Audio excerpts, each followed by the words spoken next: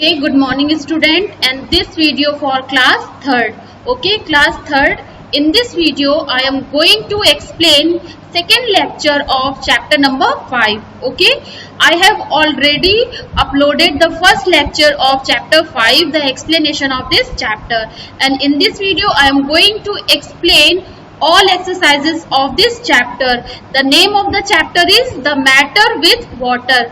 Okay, so everybody, first of all you all have to read this chapter, and all exercises you all have to be start with new page. Okay, so start from the first exercise, word meaning. Okay, अब first meaning है depends, DEPENDS, तो release on somebody और something. Depends means क्या होता है कि जब हम किसी के ऊपर आश्रित होते हैं, मीन्स हम किसी पे डिपेंड होते हैं जब हमें किसी के सहारे की जरूरत होती है, तो उसको हम क्या बोलते हैं, डिपेंड्स. ठीक है.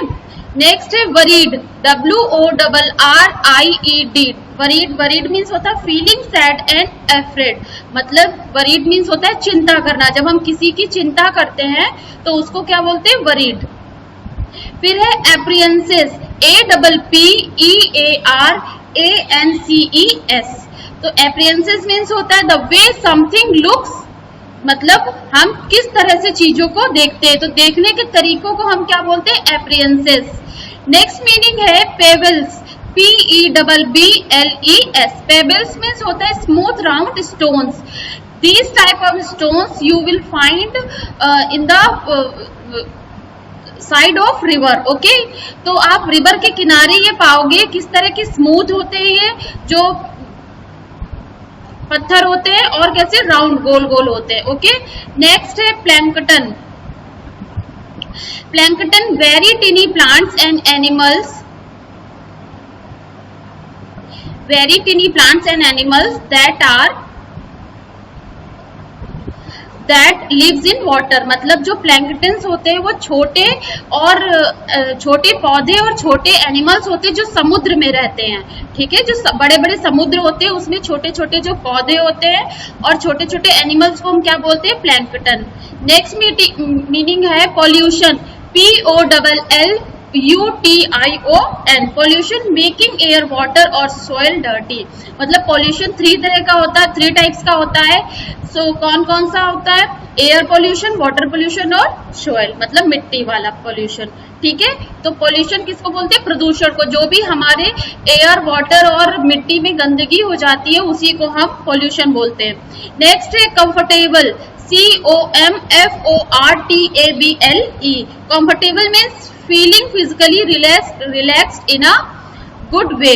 कंफर्टेबल हम कई तरीकों से देखते हैं, जैसे जब हमें कोई चीज, मतलब हमें कोई चीज बहुत इजीली मिल जाती है या हम कहीं कंफर्ट फील करते हैं. ठीक है, तो उसको हम क्या कहते हैं, कंफर्टेबल. ठीक है, जैसे आप कभी जर्नी पे जाते हो और अगर आपको बहुत अच्छे से सफर में गाड़ी में स्पेस मिल जाता है बैठने को, तो आप बोलोगे कि मैं बहुत कंफर्टेबल तरीके से बैठा हूं. तो कंफर्टेबल मीन्स होता है feeling physically relaxed in a good way. So exercise first word meaning is completed. Now moving the next exercise number A. ठीक है, आंसर द फॉलोइंग क्वेश्चंस. इसमें क्या करना है आपको, जो भी क्वेश्चंस आपको चैप्टर से रिलेटेड है उसमें आपको उसके आंसर देने. ठीक है, तो मैं चैप्टर को थोड़ी सी समरी बता देती हूँ. उसमें क्या है, इसमें जो वाटर है उसने अपने आप को बताया है कि उसकी इंपॉर्टेंस अर्थ पे कितनी ज्यादा है. तो उसने हम लोगों से रिक्वेस्ट की है कि हम पानी को बिल्कुल भी बर्बाद ना करें, और जो भी हम पोल्यूशन करते हैं, पानी का फैलाते हैं जिससे जो पेड़ पौधे हैं, जीव जंतु हैं, मर रहे हैं, तो उसको बचाने के लिए उसने कहा है कि आप गंदगी भी ना फैलाएं और प्लीज मेरा बचाव करें. ठीक है, क्योंकि जो वाटर है उसकी इंपॉर्टेंस अर्थ पे बहुत ज्यादा है. So let's start the question number 1. Why is water worried, मतलब जो पानी है वो चिंतित क्यों है. तो आंसर है water worried because humans are not looking after it the way they should, and without water the people would find life very difficult. In fact, life would be impossible. Okay? Means क्या water ने बोला है कि मैं आप लोगों को लेके बहुत चिंतित हूँ, क्योंकि जो आप लोग हो जिस तरह से मुझे बर्बाद कर रहे हो, तो एक समय ऐसा आएगा कि आप मतलब कि आप मेरे बिना आपका जीवन इम्पॉसिबल नहीं हो पाएगा। तो इसीलिए मैं रिक्वेस्ट कर रहा हूँ कि आप पानी को बर्बाद मत करो। क्वेश्चन नंबर 2 है name 4 uses of water. Means क्या है कि आपको वाटर के 4 यूजेस बताने हैं। तो आपको वैसे आप में बहुत सारे यूजेस आपको पता है कि आप डेली यूज में पानी का बहुत यूज करते हो, लेकिन जो मेन है उसमें 4 पूछे गए तो उसमें आप लिखोगे कुक द फूड, मतलब खाने को पकाने के लिए हमें पानी की आवश्यकता होती है। फॉर ड्रिंकिंग, मतलब हम पानी के बिना एक दिन भी जीवित नहीं रह सकते हैं। फॉर ग्रो हार्वेस्टिंग, मतलब जो पेड़ पौधे हैं, फसलें हैं, वो जब बड़ी होती हैं और अनाज तभी मिलता है जब उनको ढंग से पानी मिल पाता है। टू कीप फ्रेश फूड, और जो फूड है उसको फ्रेश रखने के लिए भी हमें पानी की जरूरत होती है। So these are the 4 very necessary things that are uses of water. Cook the food, for drinking, for grow the harvesting, to keep fresh food. Next है why are farms close to rivers, मतलब जो खेत हैं वो नदी के किनारे क्यों होते हैं? क्योंकि जो भी आपने खेत देखे हैं, फसलें जिसमें होती हैं, तो वो नदी के ही किनारे क्यों होते हैं? Because rivers help to make the soil fertile, क्योंकि जो रिवर्स होती है तो वो जो खेत की मिट्टी उसे उपजाऊ बनाती है। जब उपजाऊ बनेगी मिट्टी तो उससे जो भी फसल होगी वो बहुत अच्छे से होगी।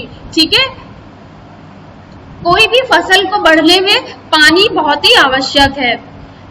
नेक्स्ट है question number 4 what are the creatures that live in the water, मतलब जो पानी है, समुद्र है, उसमें कौन कौन से क्रिएचर्स रहते हैं?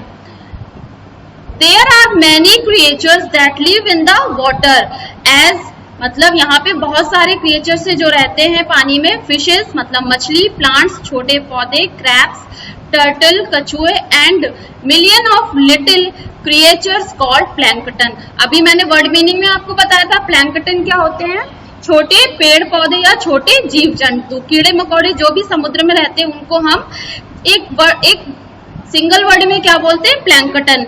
Okay, so fishes, plants, crab, turtles and million of little creatures called plankton, they are creatures that live in water. Okay, and next है how can we help keep water clean, मतलब हम किस तरह जो पानी है उसको क्लीन कर सकते हैं, मतलब पानी को साफ रखने में हम कैसे मदद कर सकते हैं? तो आंसर आप देंगे don't dump waste and chemicals in river and don't throw garbage into sea और लेक्स, मतलब सीधी सी बात है, जो केमिकल्स हैं, गंदे पदार्थ हैं, उनको हम नदियों में या तालाबों में या फिर समुद्र में ना फेंकें। और जो कूड़ा होता है, जो भी आपका घर में गार्बेज होता है, पन्नियां होती है, उनको आप क्या करो, पानी में मत फेंको। अगर आप ये नहीं फेंकोगे तो इससे क्या होगा, पानी खराब या गंदा डर्टी नहीं होगा। ओके, नेक्स्ट है so exercise number A is completed. Next exercise है exercise number B, answer the following question with reference to context. अब इसमें क्या करना है आपको, इसमें आपको चैप्टर से रिलेटेड कुछ लाइंस दी रहती है, उसका आपको रेफरेंस, कॉन्टेक्स्ट और उसके जो रिलेटेड क्वेश्चंस होते हैं उसके आपको आंसर देने होते हैं। ठीक है, so let's start the first. तो फर्स्ट आपको लाइन दी गई है, do you know that I still most of earth surface if you we at promise paste you will be see that I cover more area than land does. Okay, so reference होगा these line, मतलब एक से ज्यादा lines है तो हम यहाँ पे these बोलेंगे। तो these line have been taken from the chapter 5 the matter with water. Okay, फिर बोलेंगे in these line, यहाँ पे these के बाद W है, W नहीं आएगा, यहाँ पे E आएगा, बाय मिस्टेक यहाँ पे W हो गया है आपको THESE. तो these lines say about the presence of water. The water says about its presence, मतलब इस लाइन में वाटर अपने प्रेजेंस को बता रहा है। ठीक है, इसका क्वेश्चन है who is saying the above sentences, मतलब इसमें जो भी सेंटेंस ऊपर बोला गया वो कौन बोल रहा है, तो water is saying the above sentences, जो पानी है वो ये सेंटेंस बोल रहा है। नेक्स्ट है Why is the Earth called a blue planet? मतलब जो अर्थ है उसको ब्लू प्लैनेट क्यों बोला गया? Because most part of the Earth is covered with the water. मतलब अगर हम स्पेस पे जाके, अंतरिक्ष पे जाके अपनी पृथ्वी को देखते हैं जिसपे हम रहते हैं, अगर देखेंगे तो सबसे ज्यादा अगर उसमें है तो पानी सबसे अधिक है, और उस पानी की वजह से जो पृथ्वी है वो कैसी दिखाई देती है, अर्थ हमारी नीली दिखाई देती है। तो इसी वजह से हम उसको क्या बोलते हैं, ब्लू प्लैनेट। ओके, नेक्स्ट है in what form does water cover earth, मतलब किस फॉर्म में, किस किस तरीके से जो पानी है उसने अर्थ को घेर रखा है। तो क्या है इसका answer, in the form of ocean, seas, rivers and lake water cover the earth, मतलब मतलब समुद्र के और महासागर, नदी और झरनों के, झरने आप देखेंगे तो इन तरीकों से पानी बहता है हमारी, तो पानी ने क्या कर रखा है, अपनी जो अर्थ है उसको घेर रखा है, ocean, sea, river, lakes. Okay, next आपकी है but I see that human are making things difficult for me, this is where I get worried, people, animals, bird, planet and all living things would find it impossible to live without me. So इसका reference आप फिर से लिखोगे कि this line has been taken from the chapter number 5 the matter with water, and context है इन this line we can see S double E होगा यहाँ पे, ठीक है, see that the water is worried about humans and living things. तो question इसमें आएगा in what are humans making things difficult for water, मतलब ऐसी क्या चीज है जो ह्यूमंस जो है पानी की समस्याएं बढ़ा रहे हैं। तो इसका आंसर एक छोटा सा आंसर है वाटर पोल्यूशन। अगर वाटर पोल्यूशन हो रहा है जो ह्यूमंस के द्वारा हो रहा है, वही पानी के लिए एक समस्या खड़ी कर रहा है।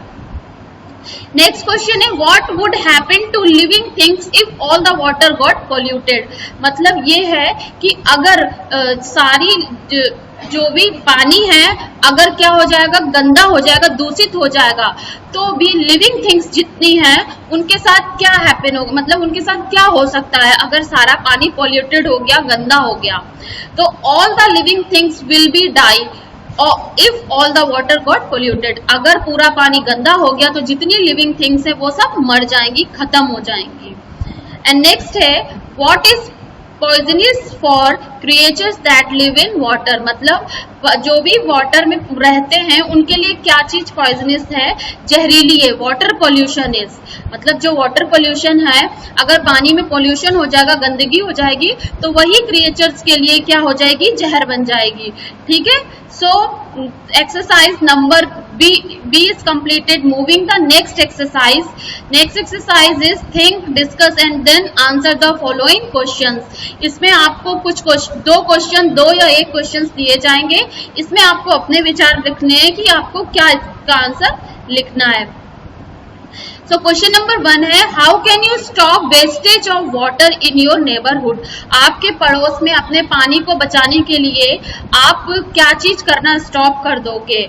सो इसका आंसर आप लिखोगे I will follow 3 ways to stop wastage of water in my neighbourhood, मतलब मैं क्या फॉलो करूंगा, 3 ways है जो मोस्ट इंपॉर्टेंट है जिससे मैं अपने पड़ोस में जो भी पानी गंदगी होगी उसको रोक सकता हूँ, जैसे पानी को बचा सकता हूँ। जैसे आई will never leave a tap open, मतलब पानी को मैं फालतू में खोलूंगा नहीं जिससे वो ना ही नालियों में जाएंगे और ना ही पानी गंदा होगा। ठीक है, I will always get a leaking tap repairs, मैं हमेशा जो बहता हुआ नल है उसको रिपेयर कराऊंगा। I will never throw garbage into sea और लेक्स, और हम कभी भी जो गार्बेज है, गंदगी है, कूड़ा है, उसको मैं समुद्र या फिर तालाब में या झरने में नहीं, झील में नहीं फेंकूंगा। ओके, तो there are 3 ways that you have to be follow and to stop wastage of water in your neighborhood. Okay, so copy work is completed. Moving the exercise work. Exercise work में आपका ये है book exercise है। इसमें आपको क्या करना है, fill in the blanks with the correct collocation one heads been, मतलब इसमें वो वर्ड भरने जो एक्चुअली हमेशा ही यूज किए जाते हैं, ठीक है। जैसे I will go, leave if you will so loudly, मतलब आई विल गो मतलब मैं डीफ हो जाऊंगा अगर तुम तेज बोलोगे। She takes hour to get ready, we wait a bus for stop nearly, मतलब वो क्या वेट, जब भी हम किसी भी कन्वेंस का क्या करते हैं, वेट करते हैं ना, तो इसमें यही बोला गया we wait for a bus from bus stop. I hope I don't make a mistake in my exam, let us hire a taxi to the movie, मतलब जो भी टैक्सी उसको हायर की जाती है, किराए पे ली जाती है। I will always keep a promise and never break it, मैं हमेशा प्रॉमिस बना के रखूंगा, कभी भी उसको तोड़ूंगा नहीं। नेक्स्ट है आपका, ये आपका ग्रामर पोर्शन है। ये मैं जब आपको ग्रामर में टेंस पढ़ाऊंगी तो आपको क्लियर हो जाएगा कि ये सेंटेंसेस कौन कौन से हैं, ठीक है। एंड नेक्स्ट लास्ट एक्सरसाइज है आपकी, listen to a passage about the carnivores plant, while you listen try to lively and plants being talk about, ठीक है। यहाँ पे आपको कुछ प्लांट्स की पिक्चर्स दे रखी हैं, ये प्लांट्स हैं और उन प्लांट्स के बारे में कुछ बताया गया है, उनके बारे में एक एक लाइन दी गई है। अब आपको बताना है कि ये कौन से प्लांट्स हैं, ठीक है। तो ये है the leaves of these plants are shaped like jugs, मतलब ऐसी ये जो लीफ है, ये पत्ती है, वो उसका जो शेप है कैसा है, जग की तरह, तो इसको क्या बोलते हैं पिचर प्लांट, ओके। नंबर 2 पे है the leaves of these plants are covered with small hair which are coated with glue, मतलब यहाँ पे क्या है कि कुछ प्लांट्स ऐसे होते हैं, ये पिक्चर है इसकी, तो कुछ प्लांट्स ऐसे होते हैं जिनमें कुछ हेयर ऐसे निकले होते हैं और उनपे ग्लू ऐसा कुछ रखा होता है, तो उसको बोलते हैं सनड्यू, ओके। नेक्स्ट है the leaves of these plants have 2 flaps like the doors in our houses, मतलब कुछ जो लीव्स होती, पत्तियां होती हैं, पिक्चर नंबर 3 में आप देखिए, कुछ पत्तियां ऐसी होती हैं जो कैसी होती है, ऐसा लगता है जैसे हमारे घर के दरवाजे हैं, उनका शेप कैसा होता है घर के दरवाजों जैसे, तो वो कौन सी है, वीनस फ्लाई ट्रैप।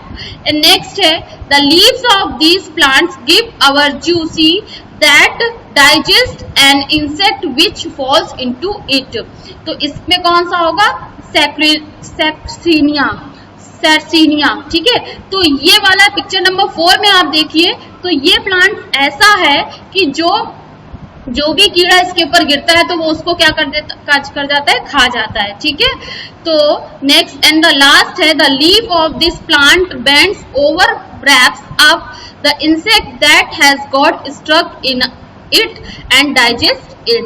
अब इस पे भी ये है कि अगर इसके ऊपर कोई इंसेक्ट या प्लांट्स गिरता है तो इसको डाइजेस्ट कर जाता है, उसको क्या बोलते हैं, कोबरा लिली। तो आप देखिए इसका शेप भी कोबरा की तरह है। So class 3rd, this exercise is completed, means chapter 5 is fully completed. If you have any problem to related this PDF or this video, so you can ask me on WhatsApp group according to your timetable, okay. So class 3rd, first of all you all have to be complete this work and learn this chapter, watch this video, and thank you.